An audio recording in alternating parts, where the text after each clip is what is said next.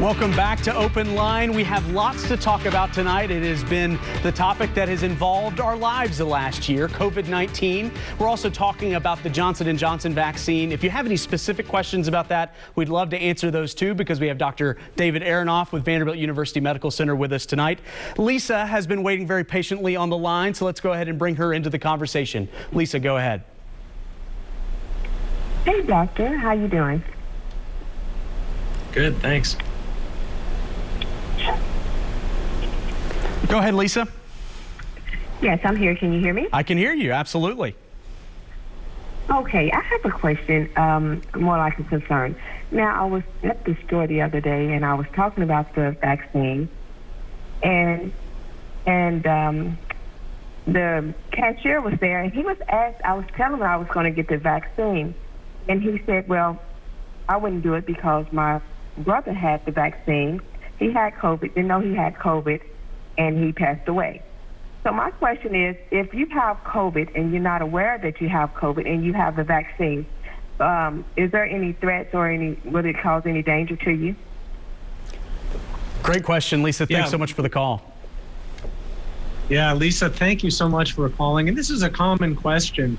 First of all, if somebody has COVID and they are completely asymptomatic, they may not even know that they have COVID, it is safe for them to get vaccinated.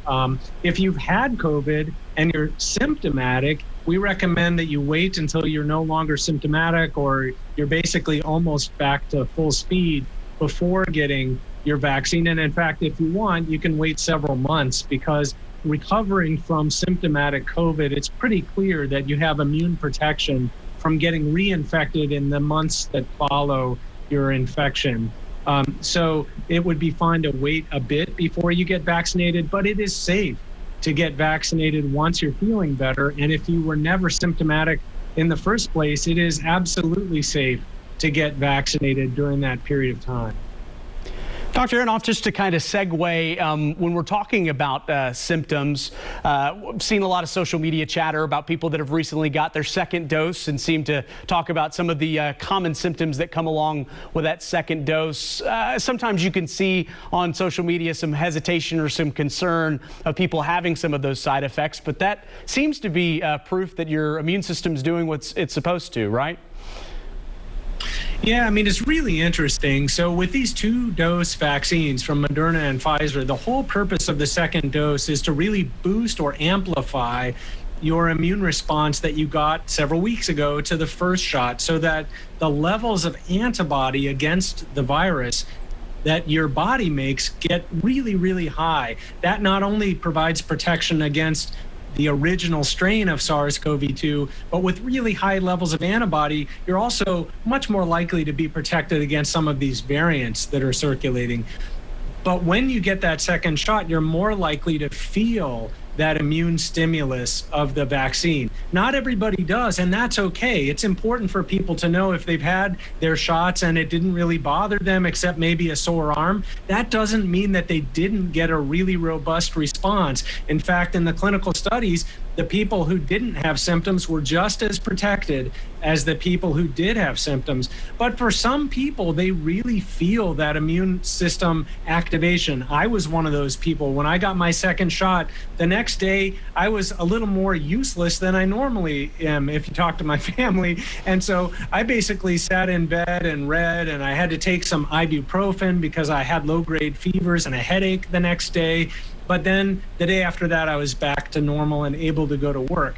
And so those kind of responses, achiness, fever, headache, are normal if you get them. You don't have to get them. They generally respond very, very well to typical cold and flu type medications like ibuprofen or acetaminophen. But yeah, that all falls into the spectrum of to be expected with something whose job it is, this vaccine, to arm your immune system so that if you do get infected, you're ready and protected. Dr. Aronoff, at the beginning of the show, we talked about and how it is obviously a great thing that we now have enough supply that they can now do some walk-in visits at Music City Center. But part of the motivation, they said in the briefing this morning, is that they were starting to see some of their vaccine appointments fall off here in Nashville, which I think segues us into a good question about, you had lots of people that were just waiting at the gate ready to be able to get vaccinated, but we're certainly kind of turning a corner now, and now a lot of the people that are really eager have been able to get access to the vaccine, and now kind of it seems like the motivation is getting people that may be a little bit on the fence. From a public health standpoint, what do you think needs to happen to be able to get us to the point where we are closer to herd immunity? Yeah, really, really good question. So I think here's the situation. We all are desperate to get out of this pandemic and get back to where we can go to restaurants and bars and stores and have our companies fully open and schools fully open. And the way that we're going to be able to do that is to stop the virus in its tracks, to make it very hard for the virus to go from one person to another. The reason we have this pandemic right now is that it's not hard for the virus to go from one person to another. So how we can get in the way and stand in the way of these transmission events is to get some immunity into people. And we have to do that through vaccination. We really can't wait for everybody to get infected. And if we did that, we'd end up with a lot of people in the hospital or dying unnecessarily. So I really urge people to consider two things when it comes to getting a vaccine. Number one, think about protecting yourself. And some people might say, I'm already unlikely to get hospitalized. I'm already unlikely to die if I get COVID-19.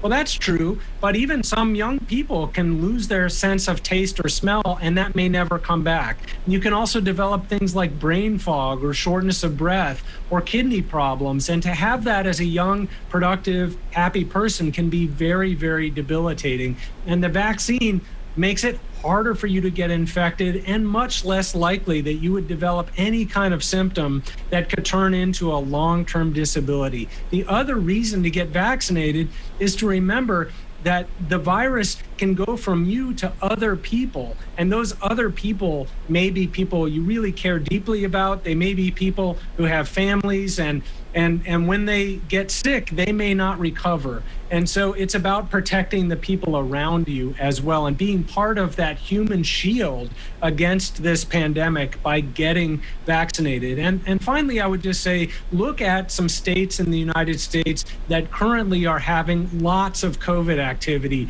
They're struggling to get everybody vaccinated. They're dealing with some of these variants of the SARS-CoV-2 virus. And in some states, they're seeing more COVID right now than they've seen throughout the pandemic. And that's not the case right now in Tennessee, and we need to keep it that way. So I would really urge you, if you're watching and you're on the fence at all, to understand that these vaccines are safe, they are effective, they will protect you, and they'll protect people around you. And it is really our way out of this pandemic. I'm curious, Dr. Aronoff, you mentioned that some states are dealing with higher case counts right now, and you mentioned that variants are a consideration there. Do we know fully why those particular states are seeing those outbreaks like Michigan, or is it one of those, as it's going on, it's hard to know exactly what's causing it? It's hard to know exactly what's causing it, although the reason we're seeing more cases in any location is that there's more transmission events occurring, and those transmission events are occurring in people who, for the most part, have not been infected before.